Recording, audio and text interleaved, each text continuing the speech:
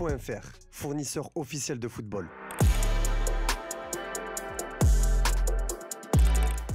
Salut tout le monde et bienvenue dans ce nouveau JT Foot Mercato. Cet été, Ilia Zabarni, joueur de Bournemouth, est la priorité du Paris Saint-Germain, mais le club de la capitale doit faire face à des Cherries qui restent fermes. Pour cette raison, les négociations patinent. En parallèle, les champions d'Europe avancent sur d'autres dossiers. Les noms de Mario Gila de la Lazio ou encore de Diogo Leite de l'Union Berlin ont été cités. Ce lundi, un nouveau nom est sorti du chapeau. Marca révèle que les pensionnaires du Parc des Princes ont également inclus dans leur shortlist Jarek Gazirovski, âgé de 20 ans, ce défenseur central espagnol est sous contrat jusqu'en 2027 avec le FC Valence. Un club qui ne sera pas difficile à convaincre puisqu'il est ouvert à la vente du joueur qui dispose d'une clause libératoire de 60 millions d'euros. Mais Paris aura de la concurrence si jamais il décide d'accélérer sur ce dossier. En effet, Brighton et Sunderland sont intéressés par ses services. La presse néerlandaise, elle, évoque la piste menant au PSV Eindhoven et surtout de Feyenoord qui a fait deux offres. La première de 6 millions d'euros, la deuxième de 8 millions d'euros. Mais le club en attend entre 10 et 12 millions d'euros. Une somme qui ne serait pas un problème pour le PSG. Yehvan Diouf, l'un des rares rayons de soleil du stade de Reims, va rejoindre le GC Nice. Courtisé par plusieurs clubs dont le RC Lens et le Torino, le gardien international sénégalais a finalement choisi le club du sud de la France. Comme le rapporte le Parisien, un accord a été trouvé entre Nice et Reims pour son transfert, une information que nous pouvons confirmer. Les Aiglons anticipent ainsi le probable départ de Marcin Bulka, visé par Sunderland et Neom. En faisant de Diouf leur futur numéro 1, Nice réalise un joli coup, surtout face à la forte concurrence. Diouf passe donc d'un club relégué à une formation qui disputera les tours préliminaires de la Ligue des Champions. Pisté par Neom en Arabie Saoudite et Sunderland en Première Ligue, Marcin Bulka a privilégié l'aspect financier. Selon nos dernières informations, le gardien niçois est proche de rejoindre le golf où il touchera un salaire d'environ 10 millions d'euros par an. Actuellement à Nice, le Polonais pourrait passer sa visite médicale dans les prochains jours en France avec le club saoudien et tout semble quasi bouclé pour l'arrivée de Bulka en Saudi Pro League. Mathis Ablin, auteur de 9 buts cette saison avec le FC Nantes, attire de nombreuses convoitises après avoir été l'un des artisans du maintien du club en Ligue 1. Selon nos informations, Sunderland, fraîchement promu en Première Ligue, a formulé une offre de 20 millions d'euros pour s'attacher les services de l'attaquant de 22 ans. Le club anglais, dirigé par Régis Lebris, souhaite se renforcer en attaque et mise sur le profil prometteur de l'ancien Rennais. Nantes, qui avait fixé un prix bien plus élevé de 50 millions d'euros à l'OM il y a quelques semaines, pourrait toutefois refuser cette première approche. Sous contrat jusqu'en 2028, Ablin pourrait bien être au cœur d'un gros transfert cet été. Le 27 juin dernier, le Los Angeles FC a annoncé officiellement le départ d'Olivier Giroud, peu après l'élimination de son équipe en Coupe du Monde des clubs. Son arrivée dans le Nord est désormais imminente, d'après RMC Sport. Giroud est arrivé à Paris pour passer sa visite médicale avant de rejoindre Lille, où il signera son contrat. Comme déjà évoqué, l'ancien buteur d'Arsenal, Chelsea ou encore du Milan AC s'engagera pour une saison avec une année supplémentaire en option. Si le RC Lens se doit de recruter, il doit également s'occuper à faire partir quelques indésirables, à commencer par Angelo Fulgini. Selon nos informations, l'ancien Angevin est aujourd'hui fortement courtisé par Kocaeli Sport, promu en Super League et séduit par le profil du très expérimenté milieu lensois.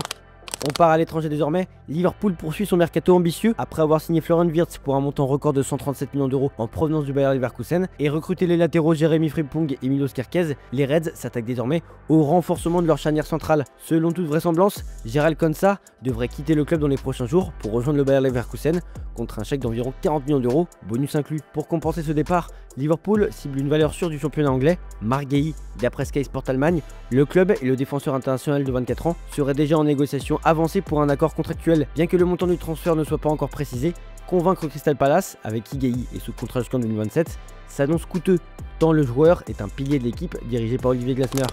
Arsenal semble s'être fixé l'objectif de renforcer son secteur offensif cet été, alors que le recrutement d'un avant-centre de renom patine, puisque ni Victor Gyökeres ni Benjamin Sesko ne semblent se rapprocher de Londres, les Gunners gèrent d'autres dossiers en parallèle. Également sur le 13 d'Eberechi Eze, les pensionnaires de l'Emirates Stadium auraient passé la seconde concernant le milieu offensif de Crystal Palace. Selon Sky Sports, Arsenal aurait pris contact avec l'entourage de l'international anglais ce week-end. Sans donner plus de détails, la source affirme que les Eagles semblent ouverts à une vente et auraient été informés des conditions d'un potentiel deal. Pour rappel, The Sun affirmait la semaine passée que Palace attendait un chèque de près de 80 millions d'euros pour le joueur de 27 ans. Reste désormais à voir si le club coaché par Mikel Arteta parviendra à faire baisser l'addition alors que Tottenham est également dans la course.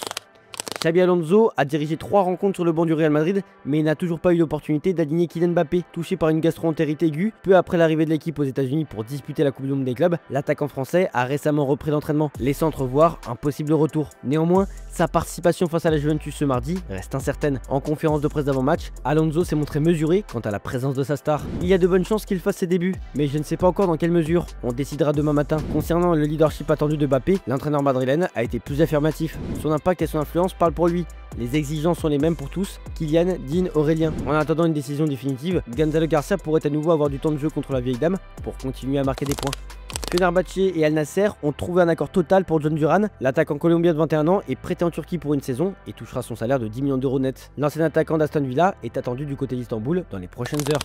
Cet été, il risque d'y avoir du mouvement à l'AS Rome. Avec l'arrivée de Gian Piero Gasperini sur le banc, plusieurs joueurs sont forcément sur la sellette. C'est le cas de Tammy Abraham, arrivé en 2021 chez les Giallorossi en provenance de Chelsea. L'attaquant anglais de 27 ans était déjà prêté à l'AC Milan la saison passée. Cet été, son départ semble acté. En effet, pouvant apporter des liquidités, l'ancien prodige des Blues devrait être cédé à Beşiktaş. Selon les informations de Sky Italia, le club romain espère que cette transaction sera finalisée avant minuit pour respecter les consignes du fair play financier.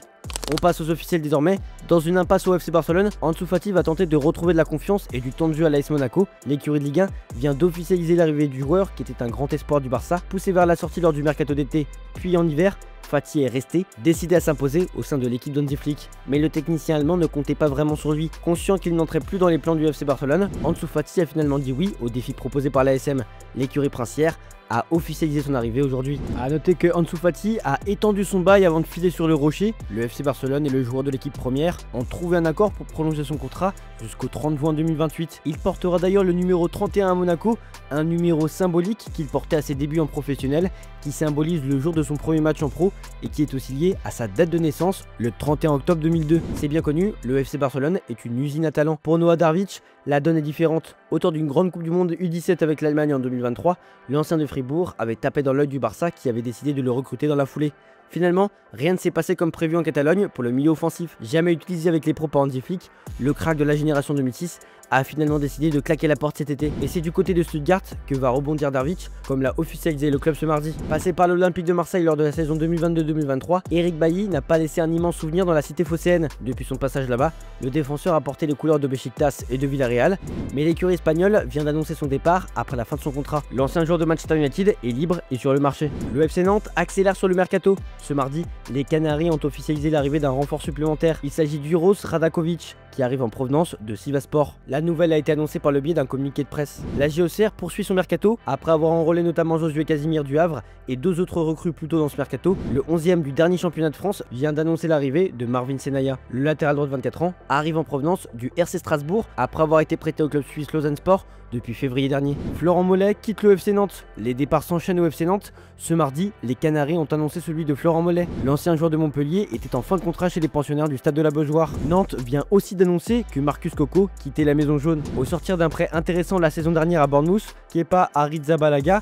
est retourné à Londres cet été et n'entrait plus dans les plans de Chelsea qui cherchait à s'en débarrasser. Ce mardi, le gardien espagnol, qui était sous contrat jusqu'en 2026 avec les Blues, avait annoncé son départ de Chelsea à travers un long message pour les supporters. Et comme cela a été pressenti, le gardien de 30 ans a rebondi à Arsenal, qui était à la recherche d'un nouveau rempart.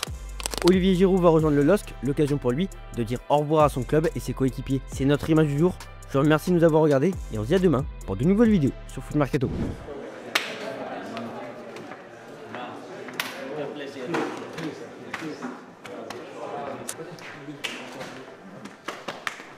Je suis dégoûté.